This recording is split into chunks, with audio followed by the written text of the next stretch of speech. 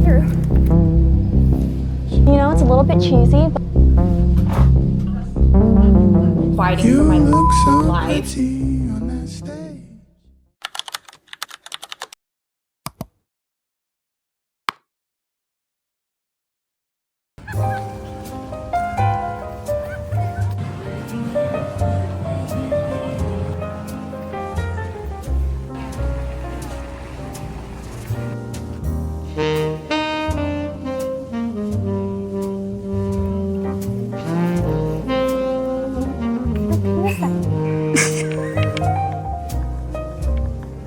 What the heck?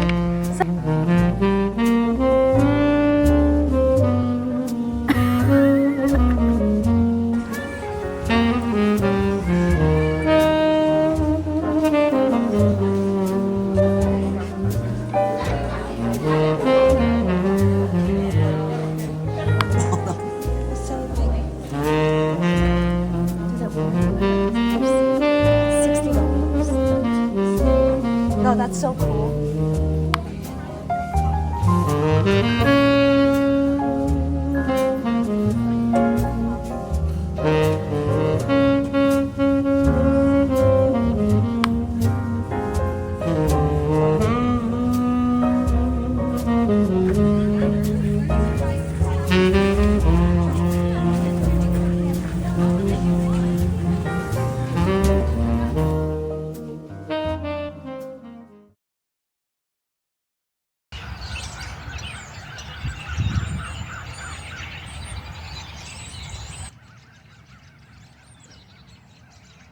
So let's just get into it. Okay, so I posted a clip that I have since deleted and removed because it wasn't an accurate representation of myself.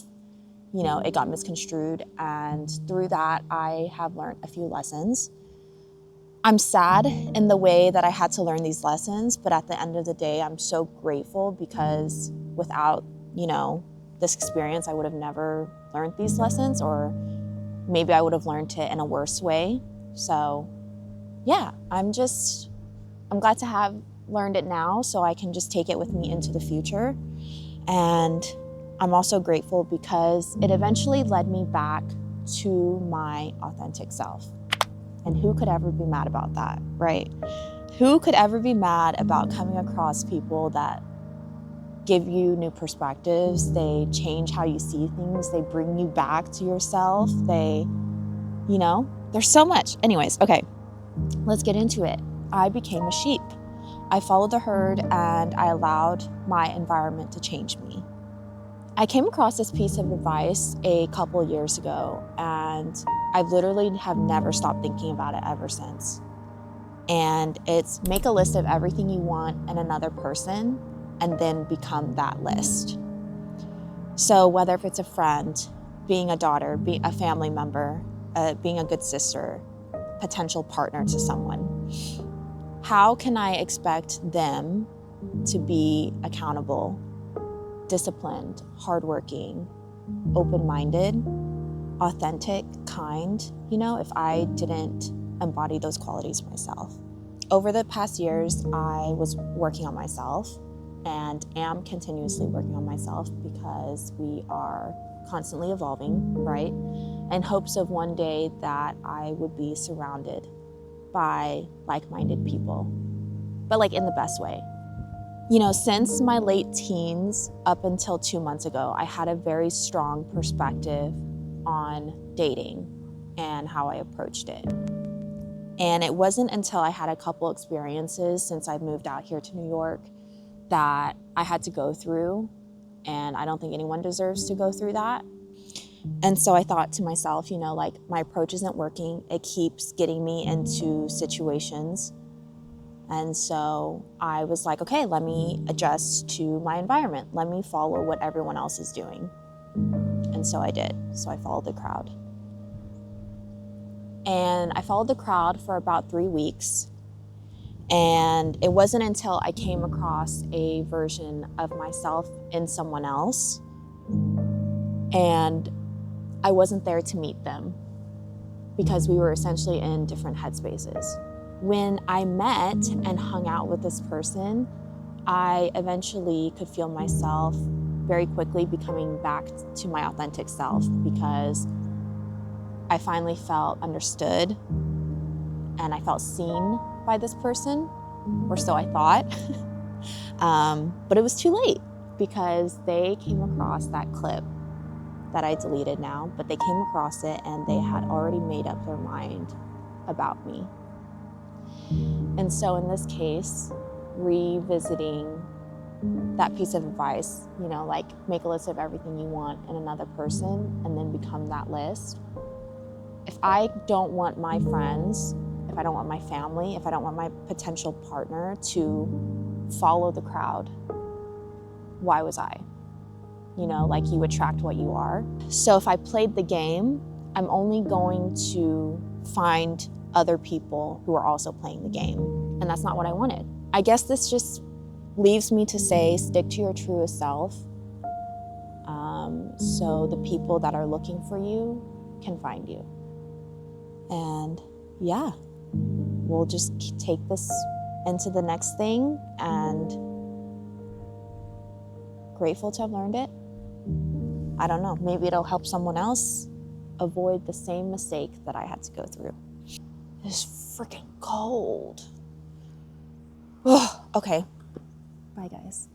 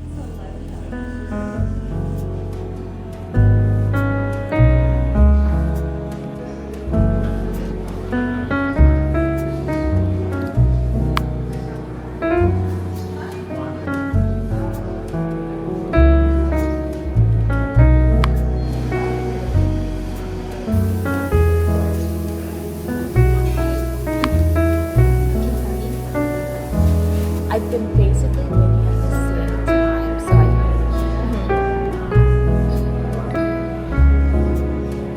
because we haven't had a dashboard yet, right? Like the little profile badge where it shows like the rewards.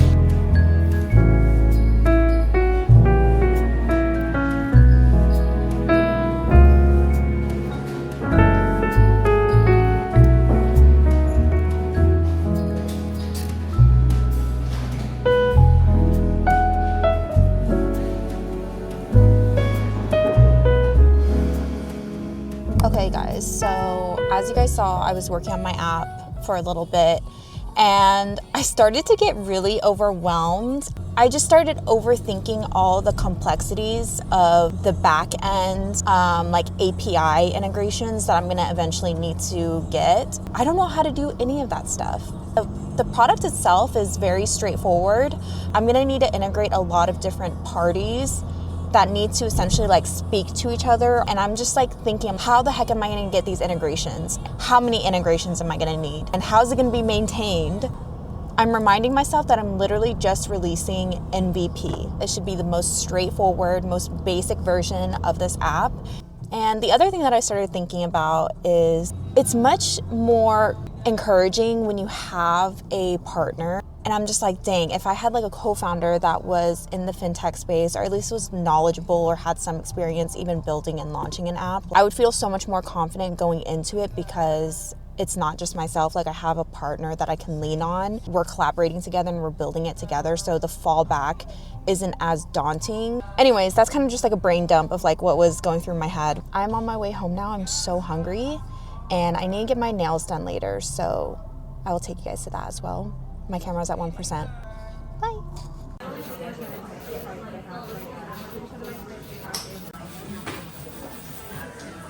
Kind of check in, like, you know, this is the color you told me. You told me 4 times. But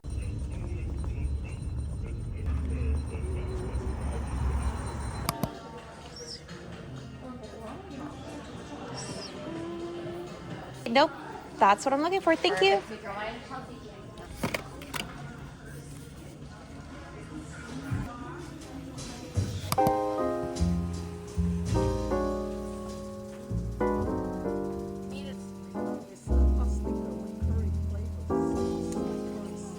It's not meant to be like soup. Why would they go back in your seconds?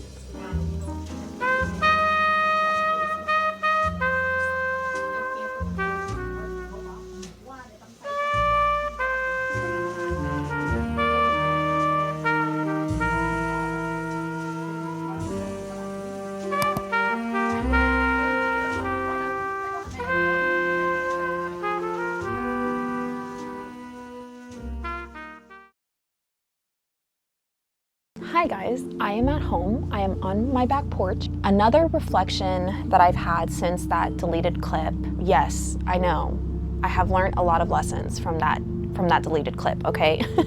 But I think it's just important to share, especially if anyone else out there is thinking about putting themselves on the internet, YouTube, TikTok, Instagram, whatever, because maybe it can help someone out there. But it's not to overshare where things can be misinterpreted. And that's just because no one will ever truly understand your experience. As a viewer, it's very easy to sit there, consume content, and then to judge someone and form an opinion. It's not necessarily that I care what everyone thinks about me, but it does carry more weight when someone personally knows me or it's someone that I admire or look up to. I was watching another video and it was funny because these are 2 vloggers. In that clip, they were talking about how difficult it is for them to film a segment and how many times they have to retake and refilm something for them to finally get what they wanted to say out the right way. And I remember just sitting there and I was like, yes, thank you, because if only you guys knew how many times it takes for me to film a segment and get what I want to say out the right way, especially when it's something like this where I'm sitting down and trying to be as intentional as I can with what I'm saying and making sure that everything I want to say comes out and correctly. And if you want to know, just film yourself talking about a controversial topic, okay, and film it in 1 take. Because that's what I did in that clip that I deleted. I had 1 take to do it and I basically just word vomited. The concept of filming yourself and speaking to a camera is very unnatural. It's literally just a one-sided conversation. There's no one sitting there to ask me to clarify anything, expand on an idea or a thought that I said. And so like, it's very easy for your thoughts to run 100 miles per hour and you just stumble over your words, or you can go like in a rabbit hole of what you're trying to say and it just doesn't make any sense. And that's exactly what happened in that clip that I deleted. Even when I was filming it, I was like, oh my God, like I left out a huge portion of a story that I should have said, forgot to say this. But yeah, I was getting ready for a dinner and I just fell into the victim mindset of like, just film it and put it out there. Getting something out there is better than nothing at all, right? Everyone always says to just put it out there and you can perfect it later. But I don't necessarily agree with that when it comes to content like this, where you're speaking about something that needs to have more thought into it. You need to put more effort into it. You need to have a script for it, because stuff like this, it can just ruin some things that you didn't mean to ruin because you just wanted to put it out there. You have to deal with the consequences. That's what I'm learning now, is what to balance, what needs more time, what needs more effort, what needs a script. Even editing that portion of the clip that I deleted was very hard for me because there's so much cutting and restitching of clips together. I was so frustrated with myself even editing it, but I just put it out there. That was my fault. I shouldn't have put it out there if I wasn't fully happy with it. But yeah, I think that's what I'm learning, is if I film a 10-minute segment and I'm cutting out 50% of it, that's gonna leave the 50% up for you guys to interpret. That's my mistake, and that's what I've learned from this. But even more than that, it's like now I'm learning what to keep private. I don't need to overshare. I'm learning to put more effort and be more intentional when it comes to filming certain segments where my words can carry more weight to something. As a viewer, it's given me more of an open mind, more understanding to other people that are putting themselves out there, and just giving those people more grace as well, because it's really hard. Like, eventually I know I'm just gonna get more comfortable speaking in front of the camera. That's the whole reason why I also started vlogging, is because I wanna be able to train myself to convey my thoughts out. Because I was so shy. I think that contributes a lot to why I can't speak clearly, why I can't tell a story, and why my brain is like all over the place. I've noticed now I'm getting better. Every time I vlog and pick up the camera, I am getting better and better each time. And by no means am I complaining or do I fault anyone for how they interpret what I say, because everyone has their reasons of why they think a certain way, why they behave a certain way, why they have a boundary. I can't fault people for that. I don't understand what they went through. I don't know what made them have this boundary. I don't know why they think this way. So that's why I don't fault anyone for how they interpret things. But, you know, it's a little bit cheesy, but like at the end of the day, we're all just mosaics of people that we've loved, people that we've come across, people that we admire. Yeah, and I think that's the lesson. If it doesn't help one person, at least it helped me, right? It's helping me in the future, the next time I pick up the camera, the next time I come across someone. I think that's it. It's getting dark now. It's really cold, my toes are cold. Okay, I am gonna shut up. Oh, freaking. Oh, okay, that's it. Peace.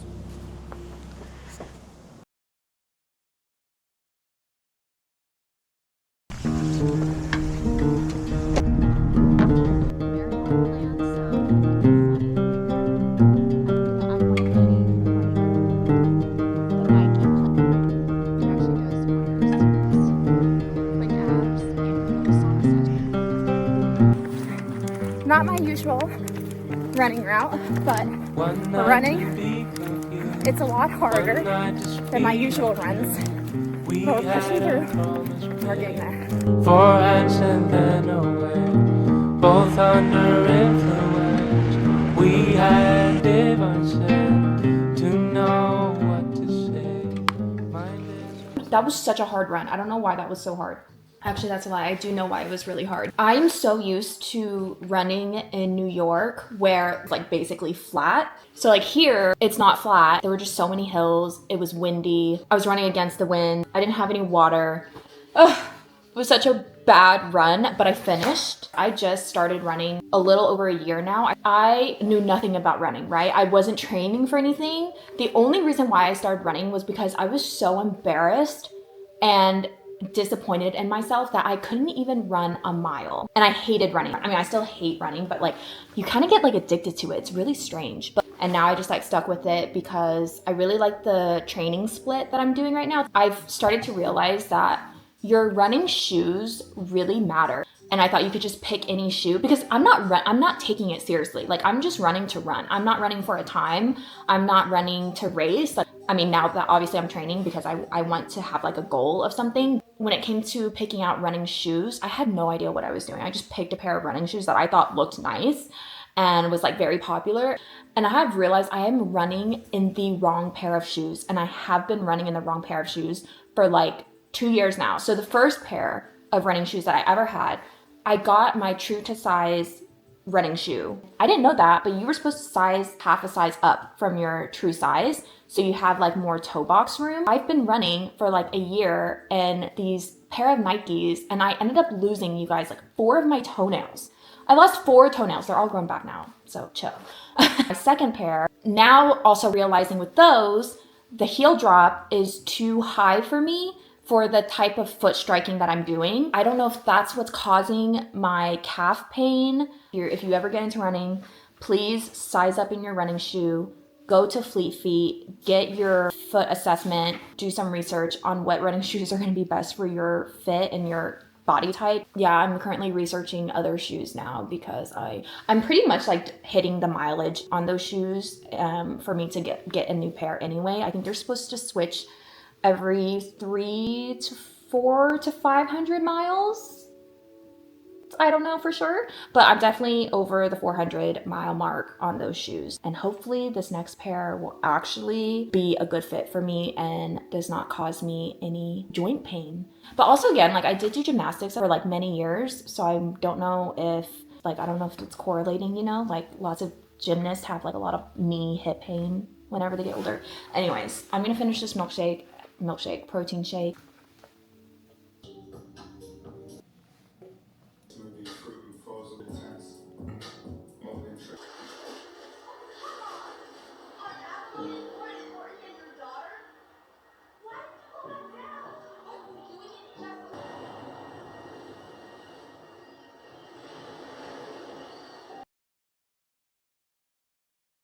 No, guys, actually filming yourself is so weird. If you actually think about it, like you guys watching, it's a different feeling. Like you guys aren't actually filming yourselves. But when you actually go out there and you film yourself and you're talking to yourself, to the camera, it's so weird.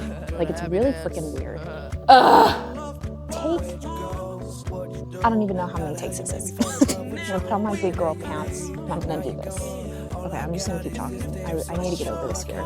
Because I was literally just fighting for my life. And I was absolutely liberated out there. It's just so embarrassing. I'm like, hey, I'm a fucking workaholic with a passion in my heart. Treating rapping as an art, which you have to be a part of. I just copped a new car to hear it start up. Try to do the right thing and please come on. All I want to know is where the fuck did you have to go?